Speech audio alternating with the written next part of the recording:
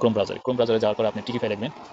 টিকিফাই লিখলে sorry টিকিফাই টিকিফাই live লিখবেন। লেখার পরে ওখানটায় ক্লিক করে গোতে ক্লিক করে দেবেন। ক্লিক করার পরে দেখেন এমন একটা আসছে, এক্সপ্লোরে আমরা চলে যাব। চলে যাওয়ার পরে আপনি দেখেন এই যে এখানে আসার পরে এই যে বাংলাদেশ বিশ ভুটান, এখানটা আমরা ক্লিক করে দেবো।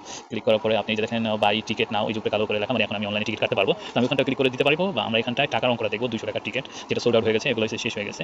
যেটা আছে এগুলো হচ্ছে, যেগুলো সবুজ কালার এখন হচ্ছে আছে। তো আমি ফার্স্টে যে আপনার এই গ্যালারির যে আছে, ঠিক আছে, জেনারেল গ্যালারি, যে নর্থ ওয়েস্টের লোয়ার ওটার মধ্যে আমরা ক্লিক করলাম। তো বাই নাও ক্লিক করার পরে আমি অ্যাকসেপ্ট আছে, অ্যাকসেপ্টে দিলাম। অ্যাকসেপ্টে দেওয়ার পরে এখানে গ্যালারির আপনার পজিশন, এই যে পজিশন, কোন পজিশনে করতে চান সেটা আপনি সিলেক্ট করবেন। তো আমি এটা সিলেক্ট করলাম। এটা সিলেক্ট করার পরে যে এখানটা বলতেছে this zone is not available now, মানে এখানটায় নাই, ঠিক আছে। তো এখানটা নাই, তো এখানটা আবার করতে হবে, একটু যেতে হবে, একটু লেট করতেছে।